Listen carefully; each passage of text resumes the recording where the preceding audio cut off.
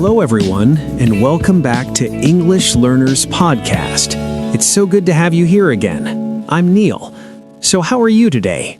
Really, how was your day? Hi, everyone. This is Rachel. Yes, welcome back. We're genuinely happy you're here.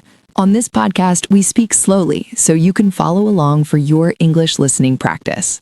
So, listeners, tell us, was your day busy, calm, a little bit exhausting, or maybe just okay? And before we start, quick question. Did you enjoy episode 2? We had so much fun recording it, talking about culture, food, travel, accents, all the good stuff. But we noticed something. We talked a lot about our cultures: America, Australia, England, France, Italy. And then we realized... we didn't really hear much about your culture. So now we're wondering, are you shy? Or maybe you're thinking, I don't know how to explain my culture in English yet.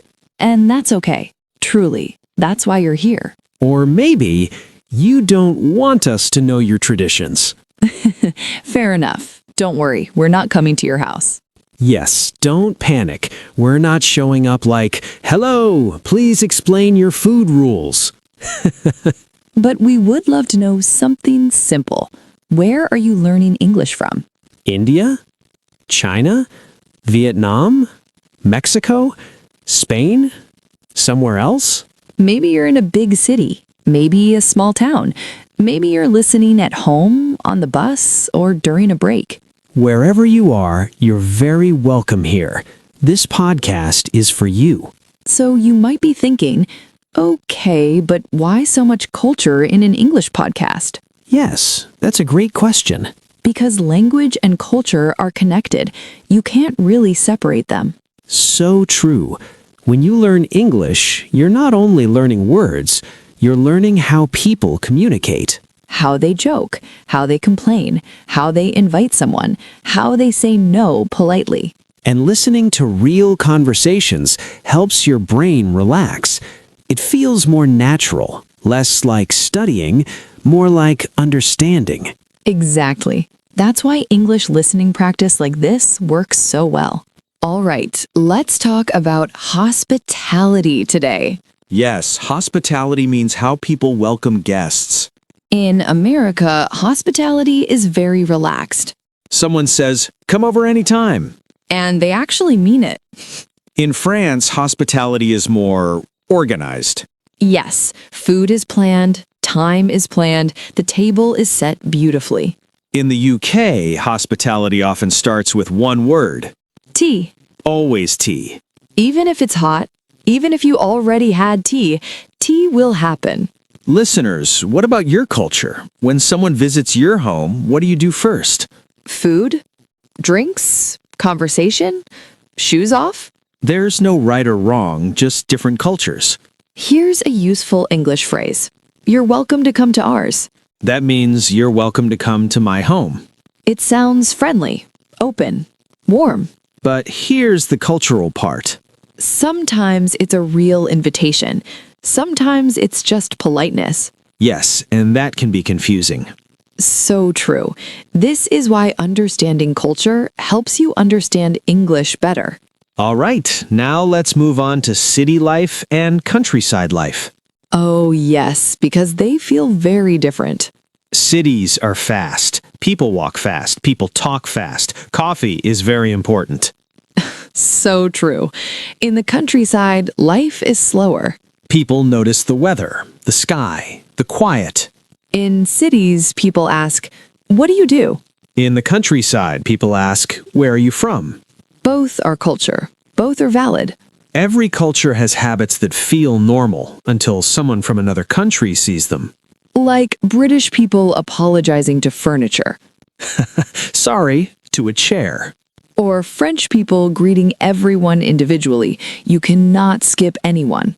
Australians call everyone mate, even strangers, even people they're angry with. Listeners, what's one tradition in your culture that foreigners find strange? All right, so let's keep going. We talked about culture in a big way. Now let's zoom in a little. Let's talk about country life, traditions, and daily routines. Ooh, yes, I love this part because culture isn't only festivals and special days, it's everyday life, the normal things, the small habits. So true. Culture is how you wake up, how you eat, how you talk to your family, how you relax at night. Exactly. And listeners, as you're listening, think about your own day. What feels very normal to you, but maybe strange to someone else? Awesome. Now let's talk about daily life. Every country has its own rhythm. Yes, some countries wake up early, very early. Australia is like that. People wake up early, exercise, go to the beach, drink coffee, all before work. Wow. In France, mornings are slower. Breakfast is small, lunch is important. Aha. In the US, mornings can be rushed. People eat on the go. Coffee in one hand, phone in the other. And in the UK, mornings are quiet. Tea, toast, silence.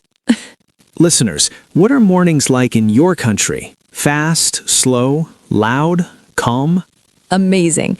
I am loving this conversation. What about you, listeners? Are you enjoying with us? Let us know in the comments. All right, now let's talk about traditions. Not just holidays, but small traditions. Yes, for example, Sunday lunch. In many cultures, Sunday is family day. In Australia, families often meet for barbecues. Wow. In France, Sunday lunch can last hours. Food, talking, more food, dessert, still talking. Lovely. In the UK, Sunday roast is very traditional. Meat, potatoes, vegetables, gravy, and everyone is very full after. Listeners, do you have a special day for family meals? Or a special food you eat together? Daily life is a big part of culture, too. Yes. How long people work, when they eat, how much free time they have. In some countries, people work long hours. In others, work-life balance is very important. Listeners, work-life balance means having time for work and personal life. So important. Time for family, time for rest, time for hobbies. And school life, too. Uniforms, homework, teacher-student relationships. In some cultures, teachers are very formal. In others, they're more relaxed. Listeners, what was school like for you? Strict, friendly, stressful? Comment and let us know. All right, amazing. Now let's talk about family life, because every family is a little culture on its own. So true. Some families are loud, some are quiet. Some eat together every day. Some eat whenever they can. In many cultures, family is very central. Yes, grandparents, parents, children, all very close. In other cultures, independence is important. Children move out early, they live alone, they make their own routines. Neither is right or wrong. Just different ways of living. Oh, and family traditions are often emotional. Yes, birthdays, holidays, special meals. In my family, teasing is love. Yes, that's true. In my family, long conversations are love. Listeners, how does your family show love? Through food, words, actions, time together. And culture also affects how people talk every day. Some cultures are very direct. Yeah, and others are more indirect. For example, saying no. In some cultures, people say no clearly, like really, really direct. In others, people say maybe, but mean no. Very confusing. Listeners, this is important for English too. Sometimes English sounds polite, but the meaning is different. Yes, so true. All right, so let's end this part with small habits. Yes, things people don't even think about. Like shoes on or off at home. Greeting with a hug or a handshake. Eating together or separately. Watching TV together or alone. These small things say a lot about culture. All right, listeners, take a moment now. Think about one thing in your daily life that feels very cultural, Something normal for you. but maybe surprising for others. If you want, comment below. Share it with us. We would love to hear. You know, when we talk about culture like this, I always realize something. Yeah? What's that? That culture isn't actually that loud most of the time. It's quiet. It's normal. It's the stuff you don't think about until someone points it out. Yes, that's so true. Like daily routines. You don't wake up and think, oh, yes, I am doing culture today. Exactly. You just wake up, make breakfast, maybe rush out the door, and that's culture. Speaking of mornings, yours are very American Australian. They are. Early mornings, coffee, maybe some exercise if I'm feeling motivated, which is not every day. Same. My mornings feel very mixed. British calm, American speed, French opinions. That sounds stressful. It can be, but also fun. For example, breakfast. In France, breakfast is small. In the US, breakfast can be huge. Yes, pancakes, eggs, it's a whole event. Wow. And in the UK, tea is non-negotiable. Listeners, quick question. Breakfast in your country, is it big or small? Sweet or salty? Coffee or tea? Comment and let us know. All right, another thing I find interesting is traditions that feel normal inside a country, but surprising outside. Ooh, yes, like Sunday routines. Exactly. In my family, Sunday meant long lunches, no rush, lots of talking. In Australia, Sunday often means outdoors, barbecues, beaches, sunburn. Always sunburn. Always. But it's funny, those traditions feel comforting. Yes, they make you feel grounded, like this is home. Listeners, do you have a day like that? A day that feels very family? Family life is another big one. Some families are loud. Very loud. Others are quiet, very calm. My family talks over each other. It sounds like chaos, but it's love. Yes, I've heard it.